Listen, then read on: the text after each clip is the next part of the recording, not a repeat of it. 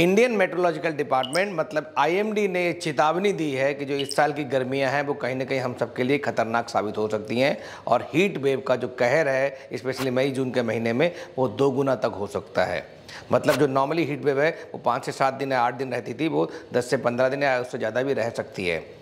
तो आज हम बात करेंगे हीट वेव की, इसके क्या कारण हैं, कैसे होती है, क्या सिम्टम्स हैं, क्या प्रिवेंशन हैं और क्या ट्रीटमेंट है और कौन से लोग ऐसे हैं जिनको ज़्यादा ध्यान रखना चाहिए, क्या आपको इमरजेंसी किट अपने साथ लेके चलनी चाहिए। मैं हूं doctor DK Gupta, chairman Felix hospital Noida. तो बात करते हैं हीट वेव की।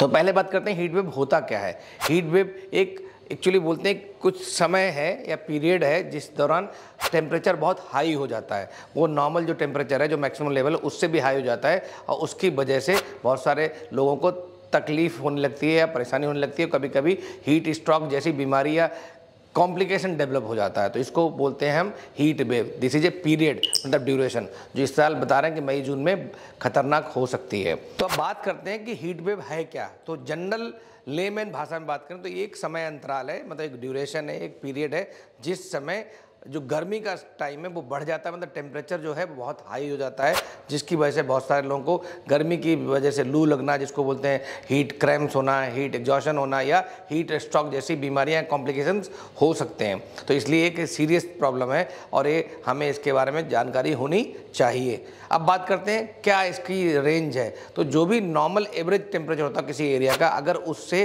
4.5 degree centigrade higher temperature develop हो जाता है तो वो कहीं ना कहीं हीट वेव की श्रेणी में आ सकता है।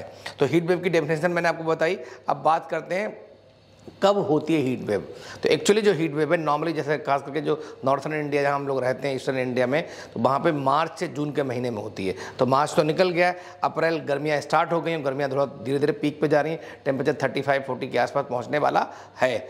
मई जून में ये टेम्परेचर और ज़्यादा बढ़ जाता है। स्पेशली जो आईएमडी ने चेतावनी दी, इसी महीने की चेतावनी दी, इसमें जो हीट वेव की ड्यूरेशन है वो डबल हो सकती है। तो इसलिए हमें ध्यान रखना चाहिए। कभी कभी रेयरली ये जुलाई तक भी एक्सटेंड कर सकता है।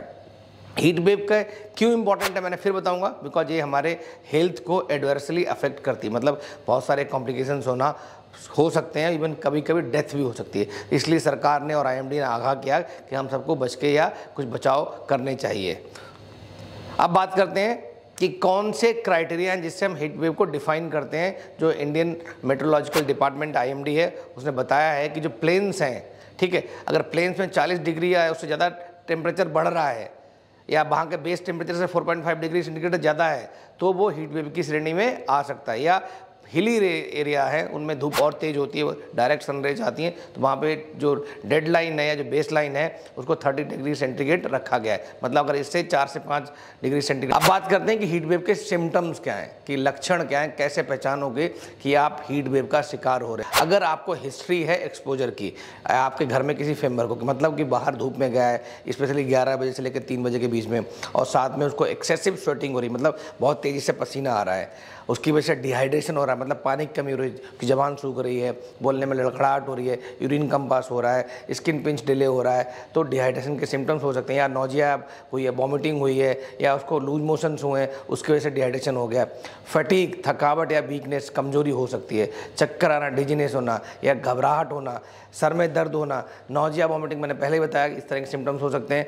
मसल में क्रैम्प होना, मतलब जो हमारी मांसपेशियां उनमें दर्द होना, कभी कभी मांसपेशियों में स्पाज्म भी हो सकता है, मतलब वो टाइट हो सकती हैं। और इसके अलावा आपके हार्ट बीट का बढ़ जाना, मतलब हार्ट को, जिसको हम पैल्पिटेशन बोलते हैं, कि हार्ट बीट बहुत तेज़ फील हो रही है, आपको फील होने लगती है, तो ये भी एक सिम्टम हो सकता है। कभी कभी स्किन की फ्लशिंग हो जाती है, पेल स्किन हो सकती है, और सीरियस केस में कन्फ्यूजन होना, स्टुपरस होना, मतलब आपको गफलत में जाना, इस तरह के सिम्टम्स आ सकते हैं। कभी कभी सीजर्स हो सकते हैं, डिसोरिएंटेशन हो सकता है और दौरे पड़ सकते हैं। उसके बाद कभी कभी फेंटिंग और चक्कर आके लॉस ऑफ कॉन्शियसनेस, मतलब कि बेहोशी भी हो सकती है। तो ये जो सारे साइन और सिम्टम्स थे, मतलब लक्षण थे, जिनसे आप आसानी से पहचान सकते हैं कि आप हीट वेव का शिकार हो रहे हैं। बात करते हैं टाइप्स ऑफ हीट वेव्स क्या होती हैं, मतलब कि हीट वेव्स को सिम्टम्स के हिसाब से, सीरियसनेस के हिसाब से कैसे डिफाइन किया गया है। तो पहला होता है हीट क्रैम्प्स, मतलब हीट क्रैम्प्स की वजह से क्या क्या सिम्टम्स होंगे, कि उसमें फीवर हो सकता है, और फीवर बहुत हाई नहीं होता बट 102 डिग्री सेंटीग्रेड तक जा सकता है। वीकनेस हो सकती है, फटीग हो सकता है, थकावट हो सकती है, चक्कर आ सकते हैं, घबराहट हो सकती है, कभी कभी स्वेलिंग्स हो सकती हैं फेस पे या बॉडी पे। तो ये सारे सिम्टम्स हैं हीट क्रैम्प्स के। दूसरा होता है हीट एग्जॉशन, मतलब कि इसके सिम्टम्स क्या होंगे कि फिटिक और वीकनेस तो होगी, चक्कर भी आ रहे होंगे, हेडेक बढ़ जाएगा, नौजिया बढ़ जाएगा, फीवर और तेज हो सकता है, 103 डिग्री तक जा सकता है, वॉमिटिंग हो सकती है, लूज मोशन हो सकते हैं, या नौजिया, जी में चलाना हो सकता है, मसल्स में क्रैम्प्स हैं, जो दर्द है वो बढ़ सकता है, स्वेटिंग हो सकती है और उसकी वजह से प्रोफ्यूज डिहाइड्रेशन हो सकता है। तो ये जो पहले जो सिम्टम थे हीट क्रैम्प से, उससे ज़्यादा सीरियस सिम्टम्स होते हैं हीट एग्जॉशन के।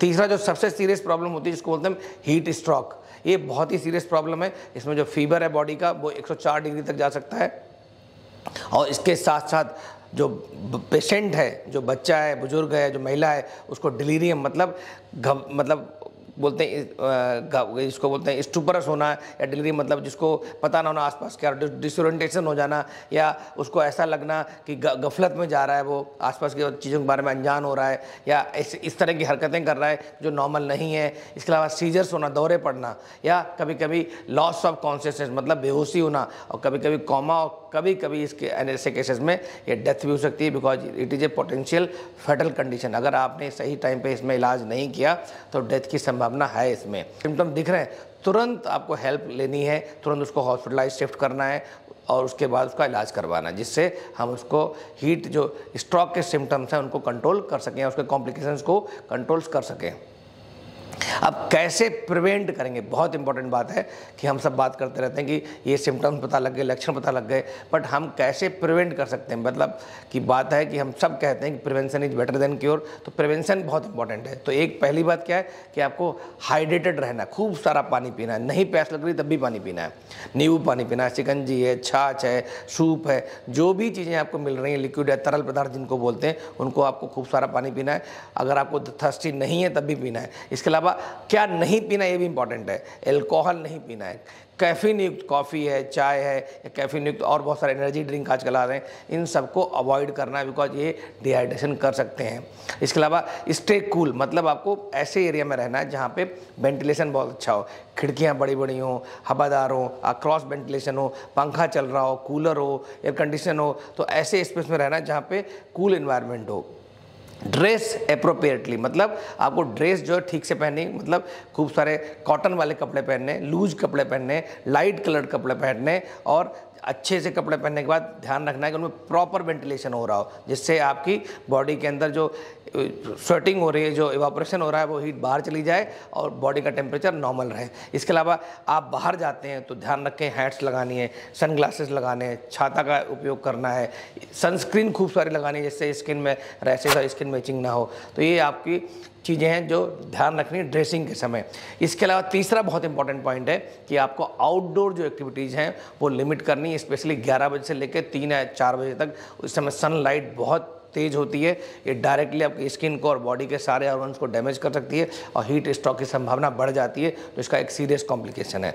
अगर मजबूरी में जाना पड़ता है, कोई प्रॉब्लम है, इमरजेंसी है, तो फिर ध्यान रखें, जो जैसा मैंने बताया कि ड्रेसिंग का ध्यान रखें, कि आपको जो पहले पॉइंट्स बताए उनको फॉलो करके तब जाएं, और जाते समय ये भी ध्यान रखें कि आपको फ्रीक्वेंट ब्रेक्स लेने हैं, मतलब एक साथ लंबी जर्नी नहीं करनी, और बार बार कूल एरियाज हैं जहाँ पे कम धूप है, जहाँ पे छाँव है, जहाँ पे हवा अच्छी चल रही है, जहाँ पे वेंटिलेशन अच्छा है, वहाँ बैठना है। स्टर्नोस एक्टिविटीज़ बचानी है, मतलब अगर आप धूप में जा रहे हैं तो रनिंग नहीं करनी, तेज़ ब्रिस्क वॉक नहीं करनी है, या कोई एक्सरसाइज ऐसी नहीं करनी धूप के अंदर जिससे आपके बॉडी पे स्वेट एवोपरेशन बढ़ जाए, मतलब डिहाइड्रेशन की संभावना बढ़ जाए। तो ये सब चीज़ें हमें और ध्यान रखनी कि आउटडोर एक्टिविटीज़ को अवॉइड करना है, अगर जाना भी है तो प्रिकॉशन के साथ जाना है। अब तीसरी बात करते हैं कि किसी को भी हमें ऐसे एरिया में नहीं छोड़ना है कि वो जहाँ पे टेम्परेचर बहुत हाई हो, मतलब कि बच्चे हैं, बुजुर्ग हैं, जब कभी बार हम मार्केट जा रहे होते हैं तो गाड़ी में बिठा देते हैं, बंद कर देते हैं और एसी बंद करके चले जाते हैं। तो किसी को भी जब बिठाते हैं, वेट करना है, तो गाड़ी के अंदर बंद करके एसी को या पूरे शीशे बंद करके वेट नहीं करना। अगर गाड़ी में बिठाना भी है तो क्रॉस वेंटिलेशन होना चाहिए, उसके जो ग्लासेस हैं वो नीचे डाउन रहना चाहिए, और साथ में एयर कंडीशन अगर है तो फिर ऑन रहना चाहिए। इसके अलावा हम सबको इन्फॉर्मेशन बहुत ज़रूरी है कि जैसे आईएमडी ने बोला तो हम सब सतर्क हो गए, तो आपको आईएमडी की इस वेबसाइट को देखते रहना चाहिए। आईएमडी का जो अनाउंसमेंट है रिगार्डिंग हीट वेव्स का वो हो रही हैं, प्रिवेंशन कैसे कर सकते हैं, कैसे इसका बचाव कर सकते हैं, कॉम्प्लिकेशन से कैसे बच सकते हैं, क्या ट्रीटमेंट है, देसी उपचार क्या है, तो इन सब चीज़ों के बारे में हमें अपने आप की इन्फॉर्मेशन को अपडेट करते रहना चाहिए। अगर किसी को सिम्टम्स आ रहे हैं, जैसे मैंने बताया कि डिस्पाइट प्रिवेंशन के बाद भी अगर कुछ लोगों को सिम्टम्स आ सकते हैं तो उस केस में हमें ट्रीटमेंट देना पड़ेगा। पहला ट्रीटमेंट क्या है?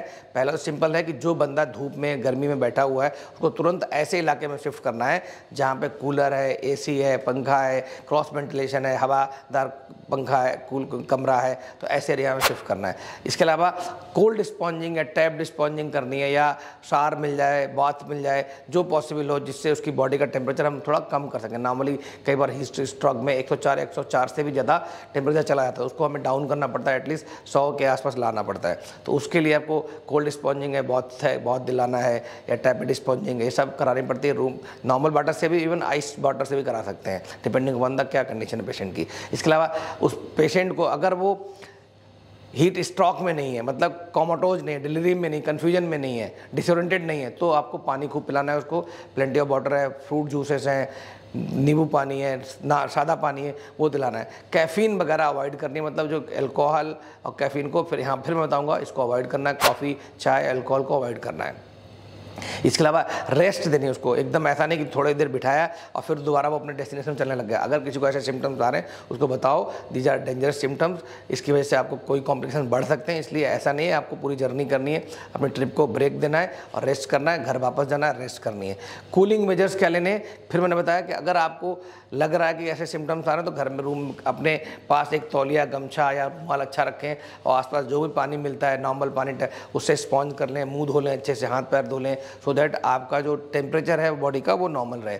इसके अलावा वो हैं ओल्डर एडल्ट या सीनियर सिटीजन जिनकी एज 60 या 65 से ज़्यादा है, दे आर हाई रिस्क। ऐसे लोग जिनको कोई कोमॉर्बिडिटीज़ है, जैसे हार्ट पेशेंट्स हैं, डायबिटीज़ के हैं, जिनको हाइपरटेंशन है, या जिनको किडनी की डिजीज़ है, डायलिसिस में है, किडनी ट्रांसप्लांट के पेशेंट हैं, तो उनको खास ध्यान रखना चाहिए। प्रेग्नेंट महिलाएं हैं, लेडीज हैं, उनको ध्यान रखना चाहिए।